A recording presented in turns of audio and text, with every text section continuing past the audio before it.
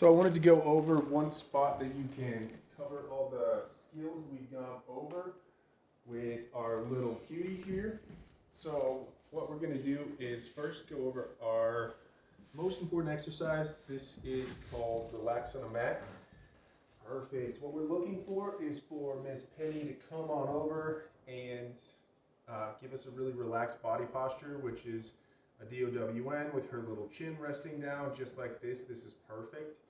So the reason that we want her to be able to do this is because this relaxed body posture is going to allow her to be able to relax in situations moving forward that might get her anxious or excited. So we remain 100% silent. The way that she knows that she's doing good is we just give her some treats. I give her treats from the mat or from the ground. I just want her to go internally as much as possible. I don't want her to focus on me or even stare at the treats. I just want her to hang out and go internally as much as possible. So the way that you can utilize this is work from a distance if it's something that she visually sees, and get closer and closer over time. Or if it's a sound, then you can look up that sound, or again do it from a distance that is pretty muffled. But I really prefer to use Google a sound, and then start to ratchet up that sound over time. So just go to the lowest volume setting, do relax on a mat, and we can play that sound, give her a treat, play that sound, give her a treat, and just get louder over time during one session. I mean, if you click it up, 2 or 3 times, that's great. Next session, start there, and then ratchet it up. So you can do this for relatively short periods of time, do this for 30 seconds to a couple minutes, a few minutes, that's fine. And fairly regularly to allow Miss Penny to remember that she has the capacity to calm herself down and relax herself. So the most important exercise we go over, just because it's a behavior exercise and will basically give Miss Penny emotional intelligence in a nutshell and allow her to relax and calm down. She gets super wound up. Really common way that I've seen folks use this is 7 in the evening. Our pups go into the witching hour. They get super excited. We do relax on a mat. Or maybe you go to a dog park. Every time you get there, she's super excited when she gets out. I would do relax on a mat. If you have folks that come to the door and she gets way too wound up, when that transpires, I would do relax on a mat. And it's a counter conditioning and desensitization tool. So very powerful, impactful exercise, and one that we really want to keep fresh for her, and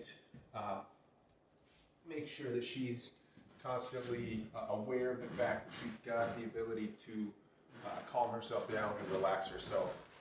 So next we're going to go over our clickerable exercises. And so the clicker just pinpoints the moment that she's done what we're looking for.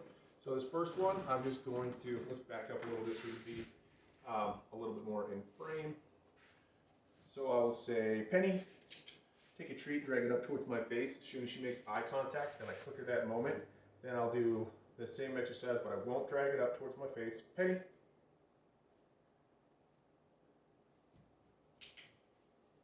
And she's got to look at me on her own accord. Then I'm going to take a treat, and I'm going to drag it out to the side. And once she's interested in this treat out here, she's got to come back and look at me. Penny. Good. Then I'm going to take a treat, toss it on the ground. Penny. And even though she's interested in that treat, she's going to look at me.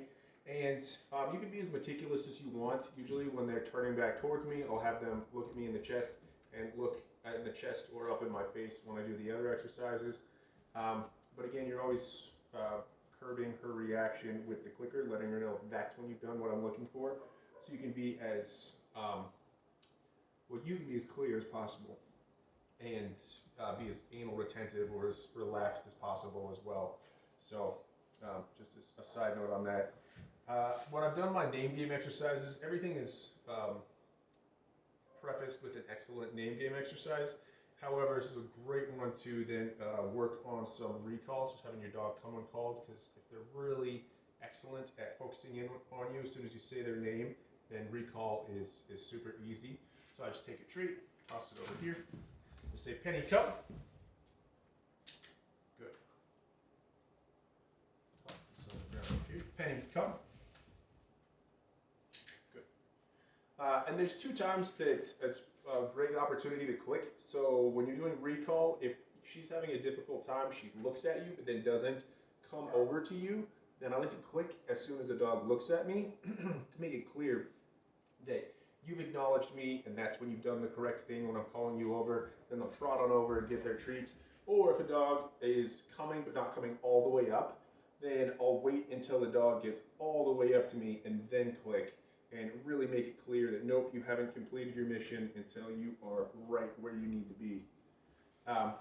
So a good exercise we're going to go over next is actually one that you can use in conjunction with recall. So if she's coming up but she's not getting exactly where she needs to be, you can simply say, Penny, touch. And she will target your hand with her nose. And I like to use this for recall, get in position. I also like to use it for loose leash walking. If she's not exactly where she needs to be, then we can simply say, Penny, touch, and get her positioned right back where she needs to be. So if we were walking, she's up here, I'd say, Penny, touch. So it's a great attention-getting exercise as well. If you're out in public, it's a simple way to say, hey, Penny, focus in on me and come over right here.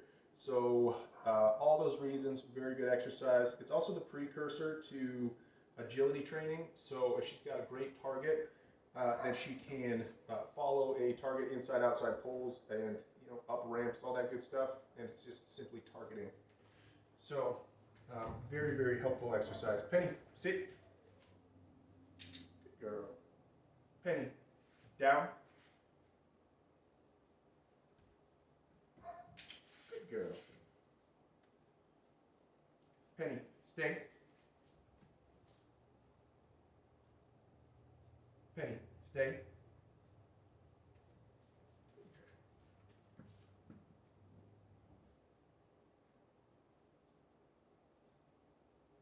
Free. Good.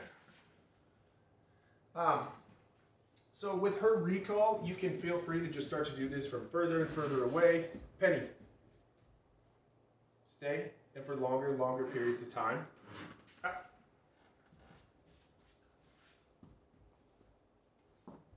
Penny, stay.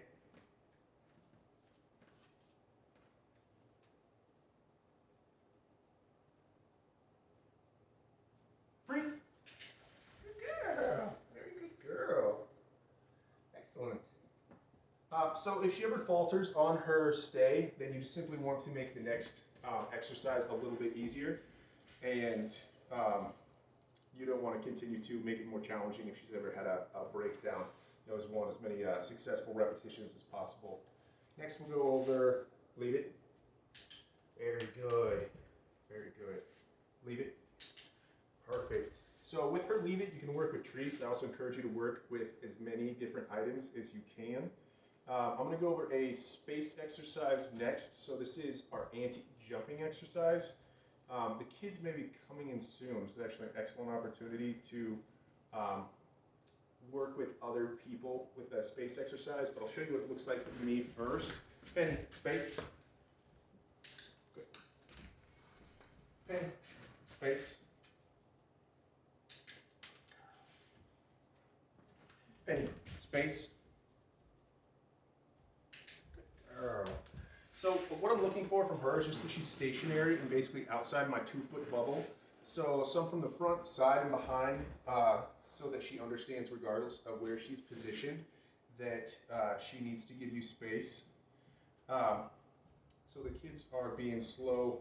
We may go over that segue, just stop the video and go over the space exercise. You can see what that looks like for someone else. It's been a really crucial piece of our training. She's done an excellent job. She was really pretty jumpy right out the gate, but has really come a long way on that one. And one other thing to take mention of with regards to recall is I like to do things like hide from my dog. Penny, go get it. Hide around the corner. Penny, come. Good girl. So she's got to come find you. So we'll sign off here and do some space exercises so I can show you what that looks like for someone else, not just for yourself.